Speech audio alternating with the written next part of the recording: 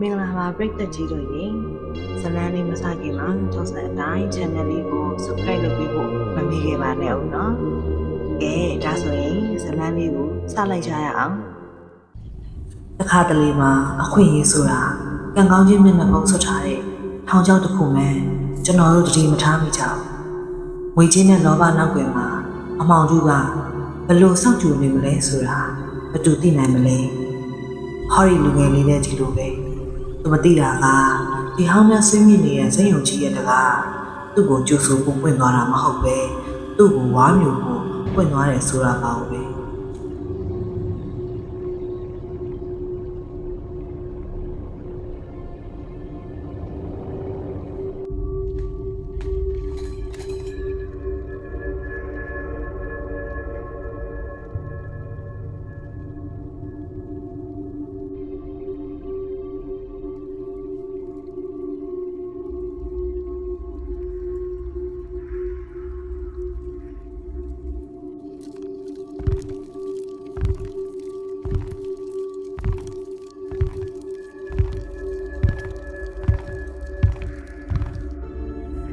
အမောင်နဲ့ကလက်တစ်ဖက်ကပြေးလိုက်တယ်။ဆောင်းတော့ပြီးတော့ကြောင်းလဲနိုင်တဲ့သူအေးစီကန်းချက်တွေ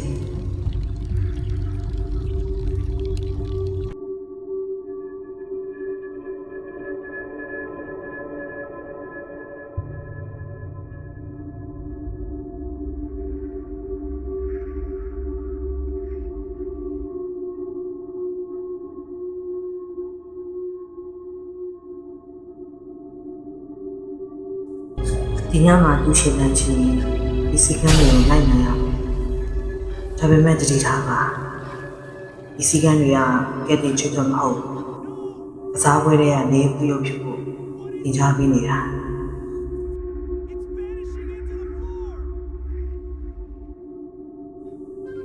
ပွဲစားပါပြီ။ဒါပေမဲ့ဒါဟာတာမန်ဆက်တပင်တစ်ခုမဟုတ်ပါဘူး။စင်မောကချင်တဲ့တွေကလှုပ်ရှားမှုတွေဟာလူသားတွေထက်ကျိုးဆက်ရုပ်တွေနဲ့ပိုတူနေတယ်။ဟောကြည့်လိုက်စမ်း။မင်းသမီးမှာအေးရှိ။ကြောက်စိတ်ကိုအပြုံးနဲ့ပုံထားရတဲ့ခံစားချက်ကဘလောက်တောင်မိုးချုပ်ကိုကောင်းလိုက်မလဲ။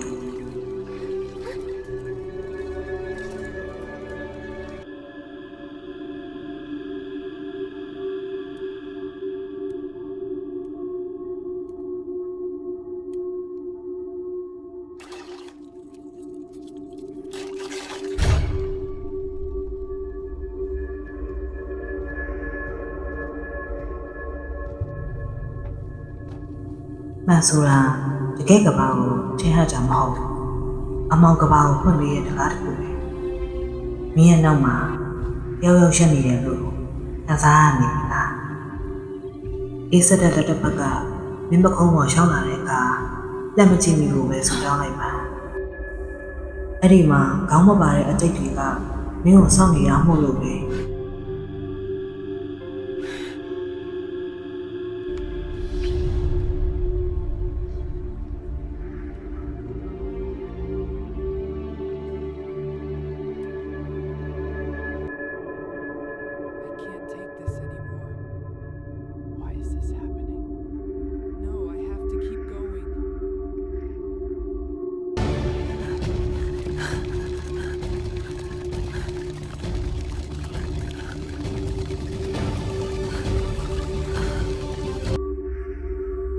ခံများတည်တယ်တွေ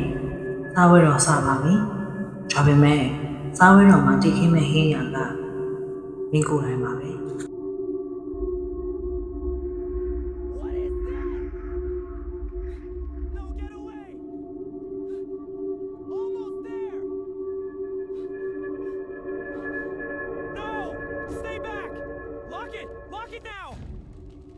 It's shaking! It's coming through! Help! Somebody help!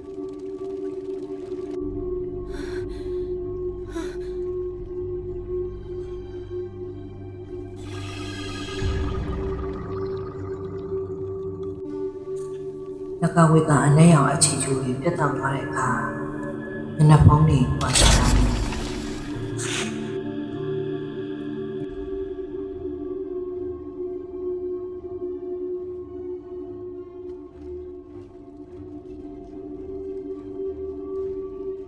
သူတို့တွေကရိတ်ဆန်ထပ်ဖို့ဆိုတဲ့ကြောက်ရတဲ့အဖြစ်ပြောင်းလဲပြီးမင်းကိုရှာဖွေနေကြတယ်တကားကိုပြင်းပြပေးထားပါမင်းရဲ့အသက်ရှူနိုင်မှုတော့ဘယ်လိုမချပါစေနဲ့မျက်နှာမရှိရဲ့မင်းသမီးကသူ့ရဲ့မျက်နှာကိုတောက်ဆိုလို့ရဲ့ဒီမှာငိုနေရလားဒါမှမဟုတ်မင်းကိုလက်ပြနေရလားဘလို့ပဲဖြစ်ဖြစ်စကားတစ်လုံးမှမဟာပါနဲ့အဖြစ်တစ်ခုဟာမင်းရဲ့ဝိညာဉ်ကိုချွေးလိုက်တာနဲ့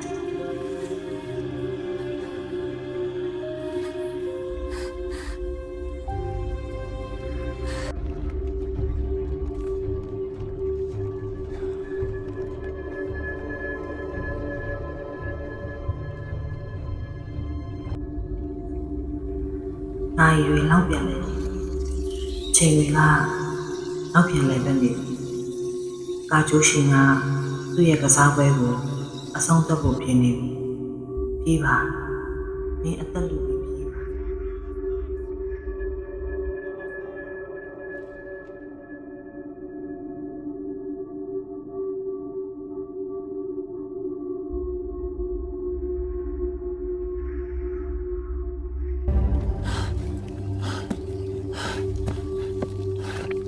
စိတ်ရောအပြေဘက်ကအလင်းရောင်ဟာလွမြောက်ချင်းလို့နေထင်နေရလားကြည့်လိုက်ပါဦးမင်းရဲ့လက်ကောက်ပဲကိုအနဲ့ရောင်အချီကျိုးကမင်းကိုပိုက်ဆိုးသွားပြီမင်းဟာတွေ့သားရှိရဲ့လူသားမဟုတ်တော့ဘူးထာဝရငြိမ်သက်နေမဲ့ကြောက်တရုပ်ပဲ